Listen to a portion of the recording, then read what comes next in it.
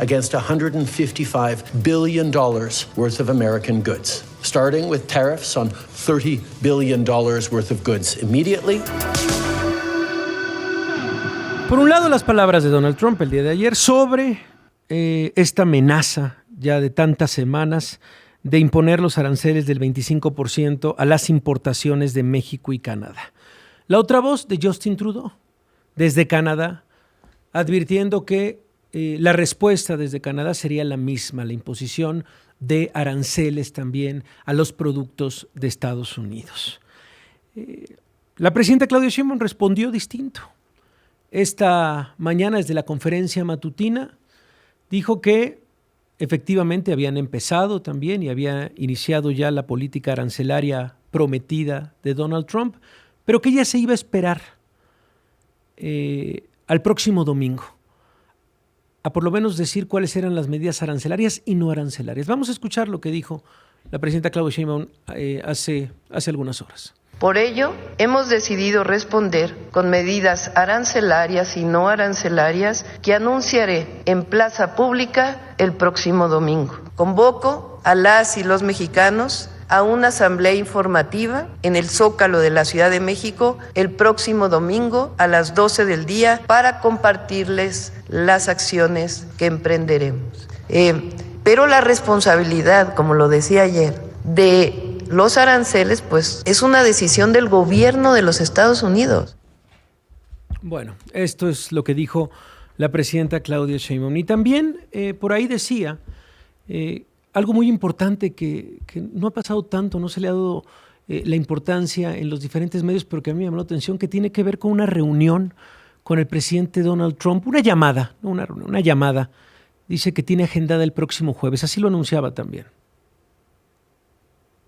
No tenemos el audio, por favor. A ver si lo podemos buscar, por favor, producción, porque es importante lo que dice Claudia Sheinbaum cuando se le pregunta si va a tener alguna reunión con Donald Trump. Dice que iba o que tiene una llamada telefónica el próximo jueves y que aparte, por lo menos está, esta llamada ya entendida con el propio Donald Trump. Así que a ver si ahorita recuperamos ese audio porque, insisto, me parece fundamental que ya se tenga en la agenda bilateral esta llamada entre los dos mandatarios.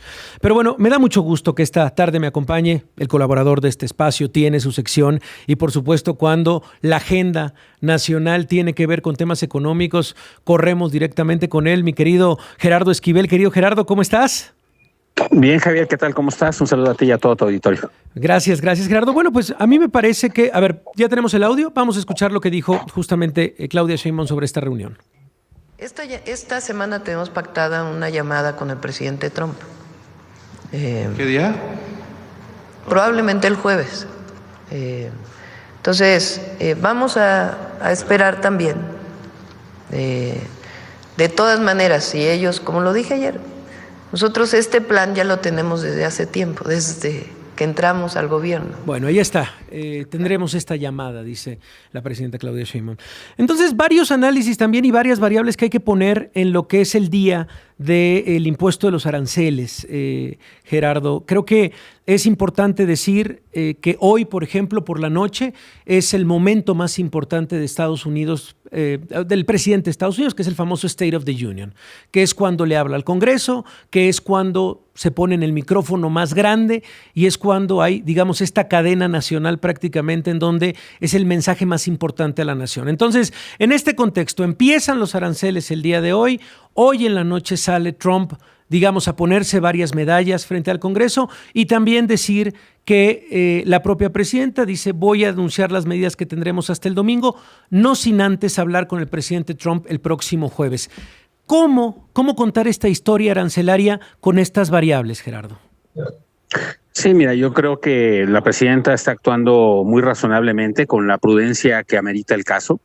Es una situación complicada, es una situación difícil. El presidente Trump es un presidente impredecible en muchos sentidos, difícil de lidiar con él, como se sabe, y yo creo que ella está haciendo lo correcto. Veamos el contraste con lo que hace el primer ministro Trudeau, que recordemos, está por terminar su periodo, entonces él está en una situación distinta. Él ya no va a tener que lidiar con Trump hacia adelante.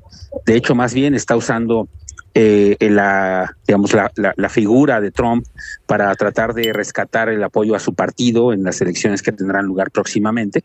Entonces él está en una lógica distinta y por eso aplicó los aranceles de represalia de inmediato en un discurso más beligerante, que por cierto ya meritó una respuesta del presidente Trump también, diciéndole que si ellos ponen aranceles, vendrán nuevos aranceles en represalia, ¿no? Entonces la presidenta Sheinbaum, por el contrario, es una presidenta que está en una situación diferente, relativamente recientemente electa, con un periodo largo por delante, ya va a estar más tiempo incluso que el periodo del presidente Trump, tendrá que lidiar con él por el resto de su gestión y además con un gran apoyo popular, ¿no? Entonces, me parece bien que haya dicho primero que va a haber medidas arancelarias y no arancelarias, lo cual es una señal importante de que no nos vamos a quedar cruzados de brazos, es decir, hay una respuesta del gobierno mexicano a los aranceles.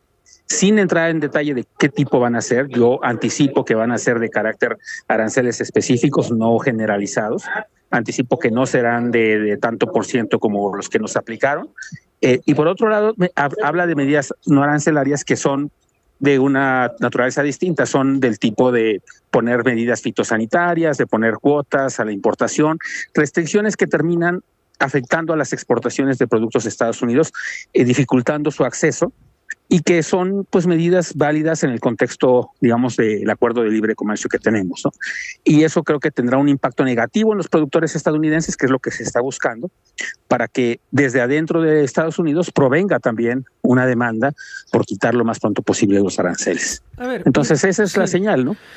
Mira, hace un par de semanas el New York Times publicó una entrevista con Peter Navarro. Peter Navarro, para los radioescuchas, es uno de los asesores más cercanos de Donald Trump, ya desde hace varios años, y digamos que por lo menos es llamado el zar de los aranceles.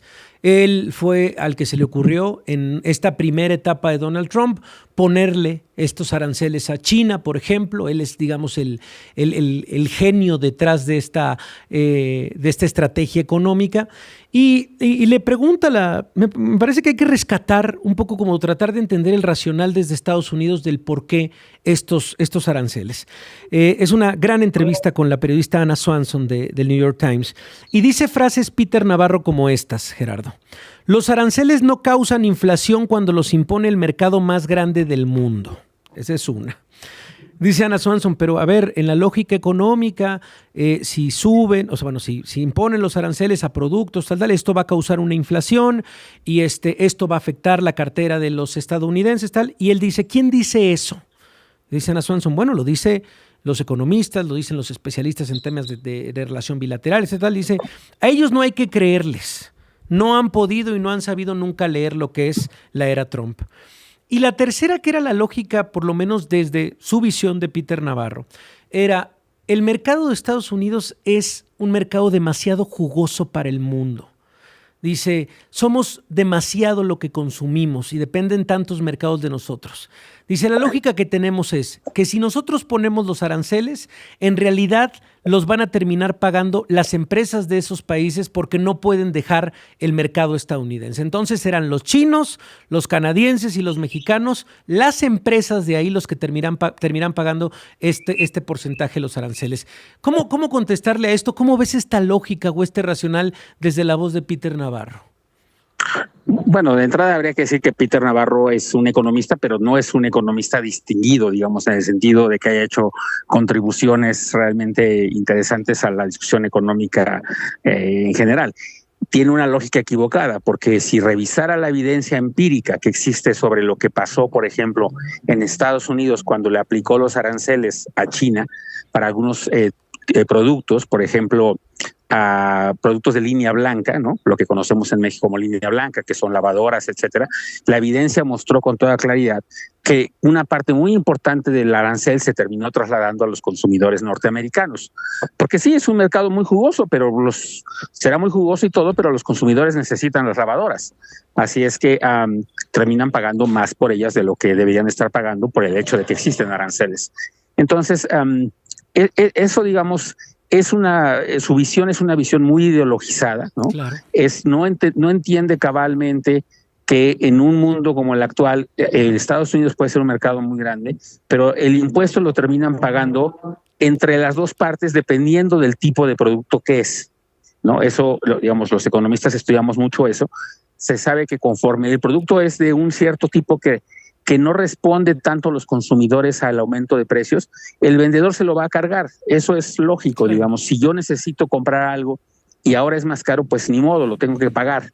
Eso ocurre con algunos productos, digamos, y termina pagándolo el consumidor, en este caso el consumidor norteamericano. Quizá no todo, quizá es cierto que una parte la pueden absorber algunos de los vendedores, pero no necesariamente todo el arancel. Mira. Entonces, es una lectura equivocada que yo creo que... Dame un segundo, vamos a una pausa y regresamos, Gerardo. Pausa. Seguimos con las clases del maestro Gerardo Esquivel, que, bueno, ya nos explicó perfectamente el tema de Peter Navarro. Y rápidamente, Gerardo, bueno, pues se habla y se hacen estimaciones de un posible desplome de la economía entre 0.5 y 1%, que se moverá de 1.2% a 0.8% tal vez en 2025, la expectativa de la economía en este país.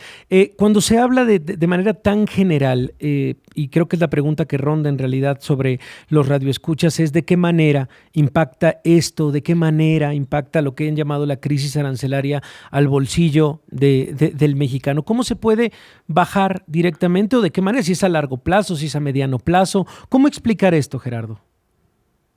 Sí, mira, lo que va a ocurrir es un ajuste en la economía como resultado de este choque, que es, primero va a pegar en los sectores exportadores, obviamente, porque la imposición de los aranceles va a hacer que caiga la demanda por estos productos. Eso sí, la cantidad demandada, digamos, pues de aguacate, de autos producidos en México, de electrónicos producidos en México, todo eso como se va a encarecer, resultado del arancel, pues va a caer la demanda y eso va a implicar pues que estos sectores van a producir menos. Eso va a implicar para todos esos sectores y esas regiones del país que están muy conectadas con el exterior, ¿no? La frontera norte, las ciudades industriales, las zonas agroindustriales que venden muchas hortalizas, por ejemplo, a Estados Unidos, todos esos sectores se pueden ver perjudicados en el corto plazo y puede implicar, insisto, una reducción de la actividad económica, una reducción del empleo y, por lo tanto, una reducción de los ingresos para algunas de esas personas, ¿no? Ese va a ser un choque que posiblemente va a ser el primer efecto negativo que vamos a tener. Luego vamos a tener un efecto en cascada derivado del derrame de eso en el resto de la economía. Va a haber también habría posiblemente efectos negativos en la inversión, porque inversiones que iban a ocurrir pues ya no se van a materializar, porque aquellos inversionistas que pensaban venir a México, por ejemplo, abrir una planta pensando en beneficiarse del acuerdo de libre comercio con Estados Unidos, pues ya no lo van a hacer. Entonces eso es un efecto posterior, digamos, más de mediano y largo plazo. Es un choque fuerte para la economía mexicana, sería un choque fuerte si dura, ¿no? Aquí todo el tema es cuánto va a durar, ¿no? Esa es la gran discusión. Es algo que va a durar un año, es algo que va a durar quizá un mes, es algo que puede durar unos días, como ocurrió, por ejemplo, con los aranceles que le impuso Estados Unidos a China en los productos de menos de $800. Eso duró 4 días, se los quitó a los 4 días de que lo puso ahora recientemente. Puede durar 11 meses, como duraron los aranceles al acero y al aluminio en 2018. No sabemos. Entonces, dependiendo de eso, dependiendo de cuán duradero es el efecto, cuán duradero es la vigencia de los aranceles, ese será el impacto negativo para la economía mexicana, pero no va a ser bajo ninguna forma algo positivo. Sí va a generar efectos desafortunadamente negativos en la economía, en el crecimiento, en el empleo, de las magnitudes que ya mencionaste. Yo creo que eso nos llevaría inevitablemente a una recesión en 2025. Dependerá, pues, de cuánto dura, ¿no? Bueno, pues Gerardo, te agradecemos de verdad la explicación y la claridad también. Te mando un abrazo. Gracias, Javier. Un saludo nuevamente a toda la auditoría. Hasta luego. Es la voz del economista Gerardo Esquivel, el sí reconocido, hay que decirlo, no como, me encantó la referencia. Bueno, pongamos los niveles de los economistas y particularmente el del caso de Peter Navarro. Bueno, pues ahí está parte de la explicación y me da mucho gusto